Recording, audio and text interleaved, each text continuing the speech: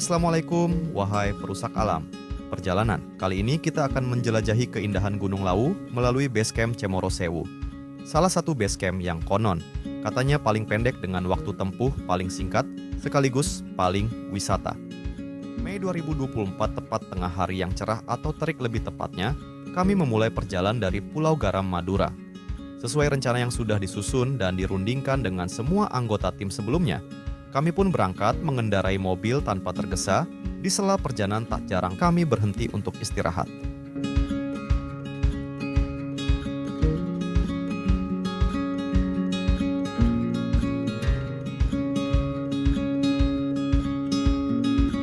Hingga kemudian menjelang maghrib sampailah kita di Surabaya. Di kota pahlawan ini kita kembali banyak berhenti dan sesekali berputar-putar untuk melengkapi kekurangan logistik juga alat-alat. Setelah peralatan komplit dan logistik aman, kita lanjutkan lagi perjalanan. Tol dalam kota kita jadikan pilihan, dengan harapan mempersingkat waktu tempuh agar segera tiba ke tujuan. Tapi ini Surabaya. Salah satu kota besar di Republik ini yang sudah pasti akan macet setiap jam pulang atau berangkat kerja. Lepas dari kemacetan tol, kami tingkatkan sedikit kecepatan, bergegas melintasi Madiun dan perlahan menanjak memasuki Magetan. Kontur jalanan kini berubah tanjakan dan tikungan tajam. Udara sejuk khas dataran tinggi mulai terasa. Cemoro Sewu pun terasa semakin dekat dari jangkauan. Tapi, kurang lebih 2 km sebelum tiba di base camp, mobil yang kami tumpangi tiba-tiba mogok. Segala upaya kami lakukan semampunya agar semua kembali sesuai rencana.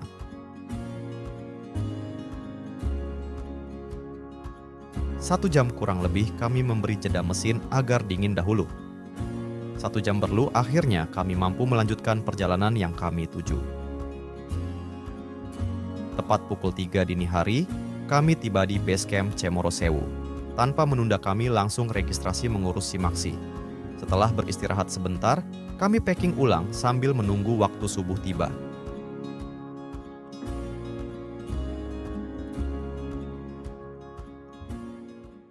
Tepat setelah sholat subuh jam 4:30 pagi, kami pun mulai start mendaki. Jalur pendakian base camp menuju pos 1 langsung menanjak dengan batu alam tertata rapi. Sambil mencari ritme tubuh dan aklimatisasi, jalur terus kami tapaki, sesekali kontur tangga menghiasi, dan tentu saja harus tetap kami lalui.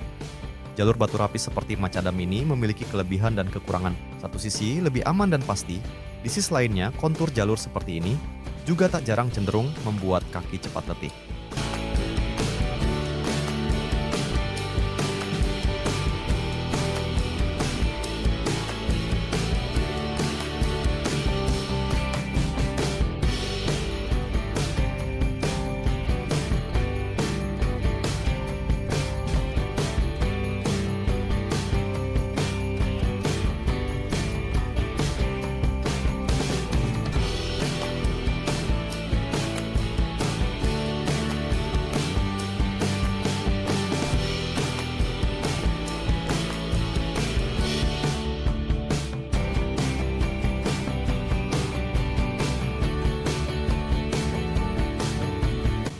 Matahari mulai menampakkan diri, menyuguhkan pemandangan pagi yang menakjubkan. Pos bayangan 1, 2, dan 3 kami gapai dengan penuh semangat. Sejuk perlahan kini berganti hangat, jalur pun kian nampak jelas. Hampir setiap pos yang kami lalui ada warung. Sayangnya kami naik saat hari kerja. Dan warung-warung itu sepertinya hanya buka di akhir pekan.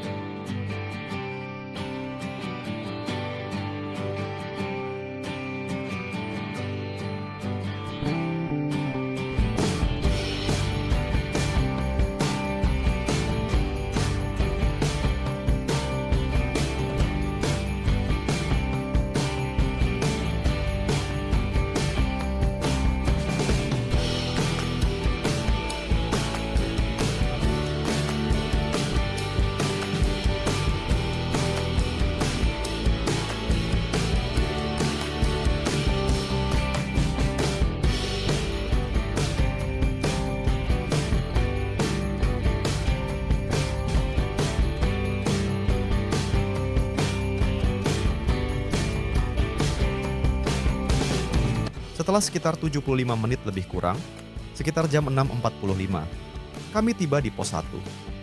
Kami memutuskan untuk beristirahat agak lama, menikmati kudapan instan, kopi, serta menata ulang stamina juga energi. Setelah hampir setengah jam kami rehat, kami pun kembali beranjak menuju pos 2. Jalur masih konsisten menanjak. Hanya saja kali ini diselingi bonus landai, bahkan tak jarang juga menurun. Sepertinya ini akan jadi lebih menyenangkan dan ringan dari pos sebelumnya, pikir kami. Sepanjang jalur ditemukan banyak arbe gunung, cukup segar untuk kita jadikan tambahan energi alami. Hanya saja setelah 1 jam berjalan mendaki dan menurun, kami tak kunjung menjumpai penampakan pos 2. Jalur ini seperti labirin tak berujung, panjang dan melelahkan. Letih bercampur ngantuk mulai melemahkan semangat dan mental. Kami tidak tahu bahwa jalur dari pos 1 ke pos 2 ini adalah jalur terpanjang di antara semua. Putus asa dan perasaan ingin menyerah sesekali mampir. Beruntungnya, pemandangan sudah sangat mewah. Lautan awan mulai menunjukkan kemegahannya. Pemandangan hutan mati bekas kebakaran beberapa waktu lalu juga kian memanjakan mata.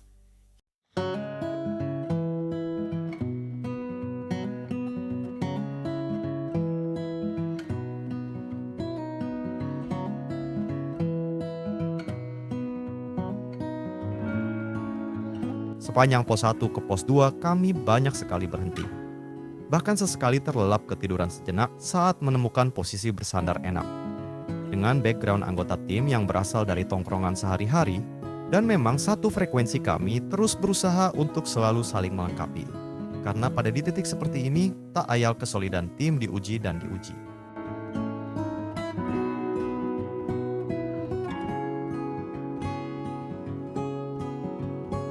Hingga akhirnya setelah 3 jam, kurang lebih pos 2 pun resmi kita gapai. Separuh semangat kami pastikan sudah habis di titik ini. Lelah dan ngantuk yang menjangkit tak ayal memunculkan keinginan untuk membuka tenda dan bermalam di pos 2 saja. Beruntungnya jam masih menunjukkan pukul 11 menjelang siang. Masih banyak waktu untuk rehat dan mengatur ulang rencana. Kami pun berinisiatif untuk membongkar carrier, memasak makanan berat, beristirahat sangat lama. Kami pun memutuskan untuk tidur di pos 2 ini. Lewat tengah hari dengan sedikit diskusi juga stamina yang kembali terisi, kami putuskan untuk lanjut kembali mendaki. Pos 2 ke pos 3 jalur kian menukik. Sesekali kabut turun membawa sejuk. Panorama dan cuaca seolah mendukung kami untuk kembali bersemangat. Tanjakan makin konsisten, beruntungnya cuaca cerah membuat pemandangan juga semakin intens. Ada baiknya kami beristirahat sangat lama di pos 2 tadi. Karena sejatinya dalam pendakian atau mungkin banyak situasi lain sangat tidak baik jika harus memaksakan diri.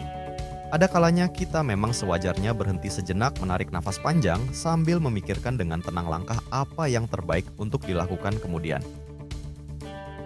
Selain bertemu dengan pendaki lain yang hendak turun, di sepanjang jalur kita acap kali menjumpai dupa dan sesajen.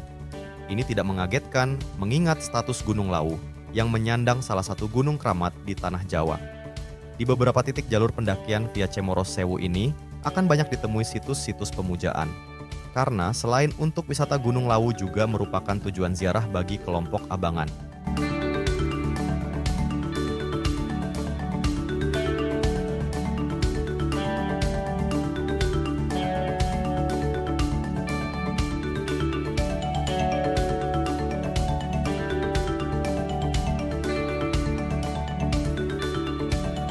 Di tengah pendakian tak jarang kita juga bertemu dengan pelaku ritual. Dan jika penasaran seperti apa, berartinya Lawu bagi penganut kepercayaan. Cobalah mendaki pada malam 1 Syuro, karena pada saat itulah puncak ziarah dan ritual biasanya dilaksanakan. Menurut kabar yang beredar, jumlah peziarah bisa mencapai ribuan.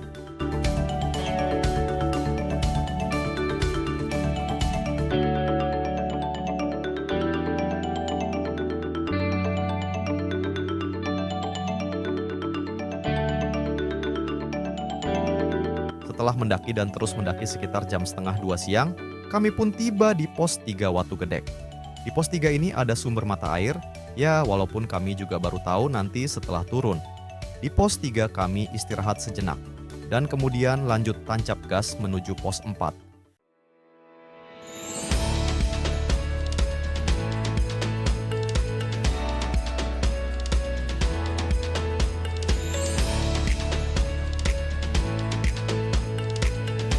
Trek dari pos 3 ke pos 4 tidak usah dijelaskan. Sudah pasti isinya. Tanjakan dan tanjakan. Dan tanjakan. Itulah kenapa jalur ini dibuat menjadi salah satu jalur terpendek di antara semua pos. Pemandangan di jalur ini juga semakin luar biasa indah. Seolah-olah mengalihkan perhatian dari semua gerah.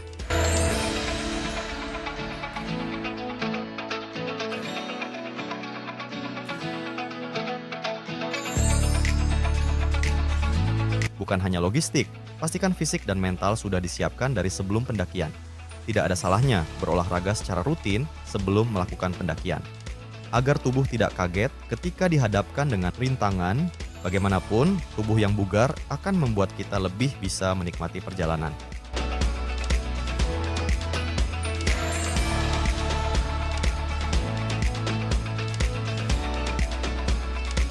Jam setengah 3 kami tiba di pos 4.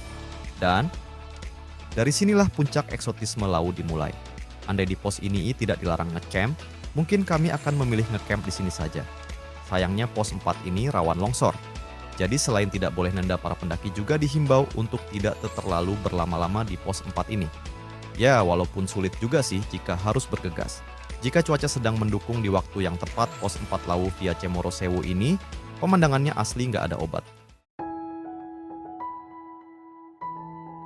Jam 3 lewat lebih kurang kami lanjut menuju pos 5 Jalatunda. Di sepanjang jalur ini, pemandangan dan lautan awan semakin menjadi. Tanjakan terjal seolah tak terasa. Kami terhipnotis oleh indahnya ciptaan Sang Maha Kuasa.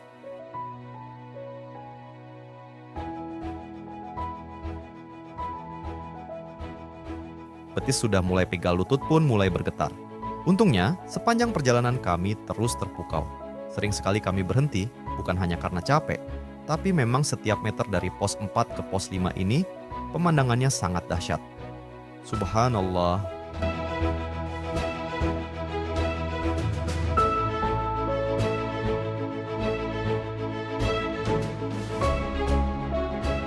Setelah bertemu tangga cor, artinya tanjakan yang konsisten dari pos 3 tadi akan diakhiri bonus panjang hingga nanti tiba di pos 5.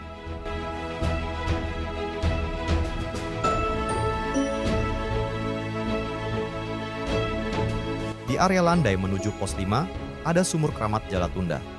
Mungkin situs inilah yang jadi dasar penamaan pos 5. Tetap perhatikan semua himbauan yang tersurat maupun tersirat. Karena bagaimanapun Gunung Lawu adalah salah satu gunung paling dikeramatkan di tanah Jawa. Dan kita meyakini atau tidak, harus menghormati keyakinan masyarakat yang masih meyakininya.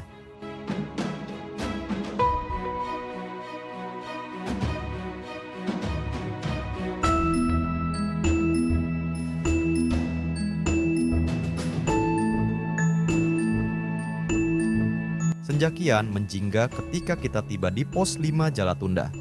Diringi lautan awan menawan, kami tuntaskan target yang sudah kami rencanakan. Alhamdulillah.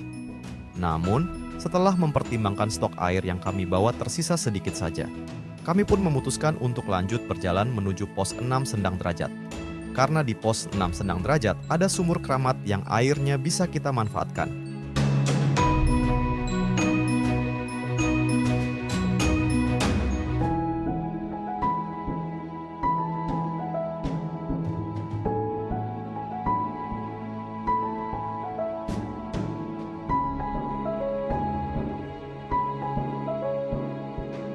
Jam 5.15 sore, kami pun tiba di pos 6 Sendang Derajat. Kami bergegas mendirikan tenda, memasak logistik yang kami bawa, menikmati pemandangan terbuka, dan kota Magetan tampak samar dari kejauhan. Dingin mulai menyambut malam, dan kami segera merehatkan badan agar kelak siap ketika summit esok di pagi buta. Setelah sarapan dan menyiapkan semua perbekalan, 4:30 pagi kami mulai summit attack. Jalur masih gelap, udara masih dingin. Trek landai perlahan mulai menukik menjelma tanjakan. Kami berjalan menyusuri jalur perlahan hingga dengan sendirinya kemudian meningkatkan kecepatan.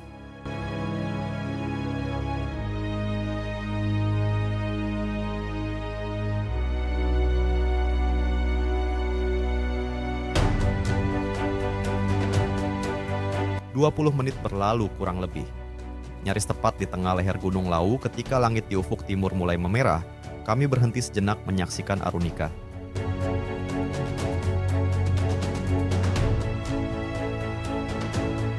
Fajar akan segera tiba. Kami yang sesekali berhenti minum dan ambil nafas segera bergegas, kembali tancap gas, mengimbangi ritme tubuh yang juga mulai memanas.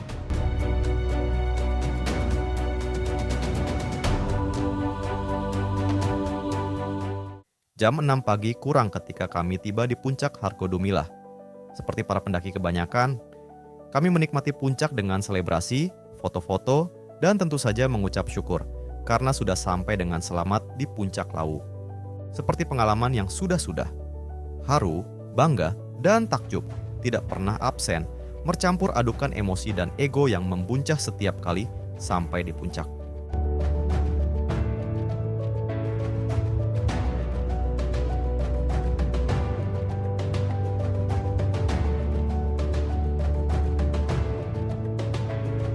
Saat kabut sedang reda akan tampak pula di kejauhan beberapa gunung yang terletak di sekitaran Jawa Tengah dan Jawa Timur. Gunung Lawu yang ada di perbatasan ini memang masuk ke dalam dua wilayah tersebut.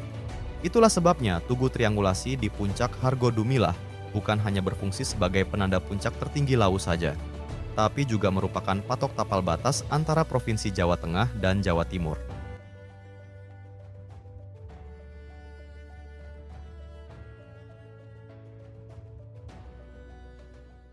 Setelah 1 jam lebih kurang menikmati puncak Lawu, akhirnya kami putuskan untuk turun. Kali ini kita ambil jalur sebelah kiri menuju Hargodalem dengan warung Embok Yemnya yang legend.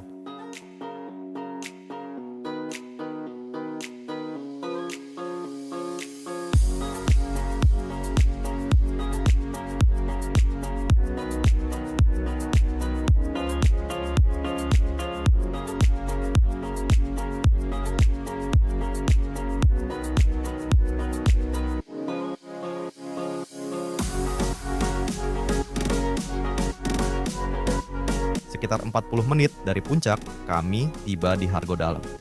Menikmati pecel Mbok Yem, teh hangat, dan tak lupa eksplor beberapa situs.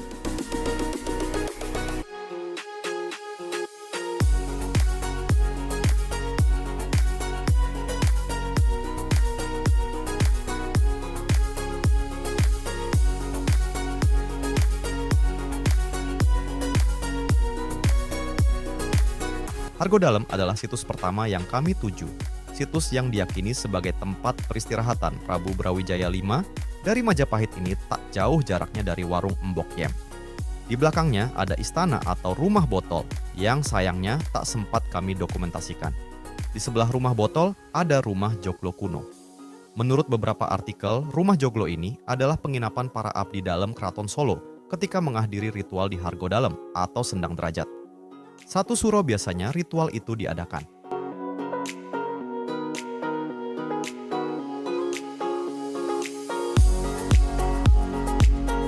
Menuju Sendang Derajat dari Hargodalem, ada lagi joglo dengan atap warna hijau. Fungsinya kurang lebih sama dengan joglo yang ada di Hargodalem. Di beberapa artikel joglo ini disebut dengan nama Wisma Kiki.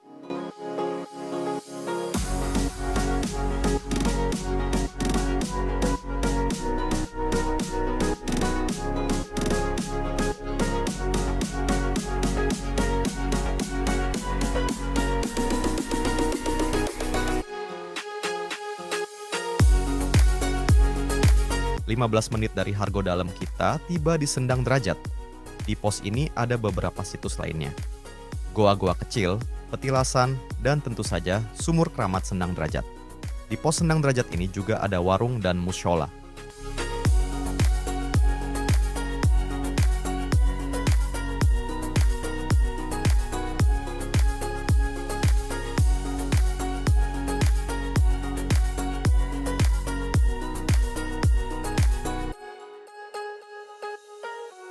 Ketersediaan air di sumur Sendang Derajat ini tidak selalu ada sepanjang tahun. Jadi pastikan cross-check informasi ketersediaan air di Sendang Derajat dengan pengelola atau pendaki yang turun, agar bisa mengestimasikan jumlah air yang akan dibawa saat pendakian. Jangan lupa untuk selalu menjaga kebersihan di area sumur, karena air sumur ini dimanfaatkan oleh para pendaki untuk memasak dan minum.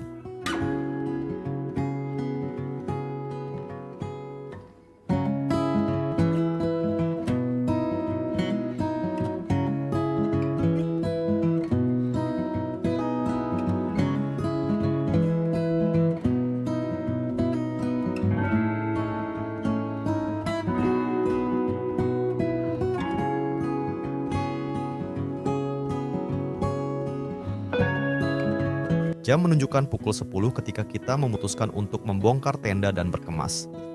Bukan hanya tenda dan semua peralatan yang kami rapikan, tapi sampah juga jangan sampai kita lupakan. Ya, sampah. Sekecil apapun sampah jangan sampai kita tinggalkan. Semua wajib dibawa turun. Jam 11 siang kami mulai perjalanan turun dari pos 6 ke base camp. Estimasi waktu tempuh kurang lebih 5-6 jam.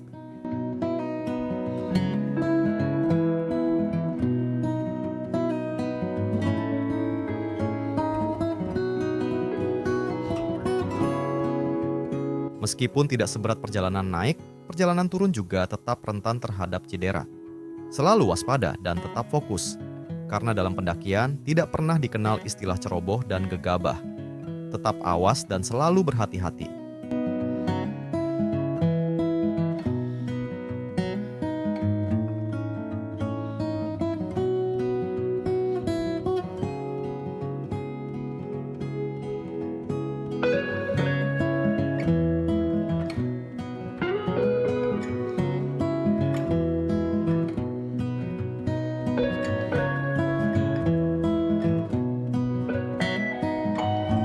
Demikian cerita perjalanan kami dari Gunung Lawu via Cemoro Sewu.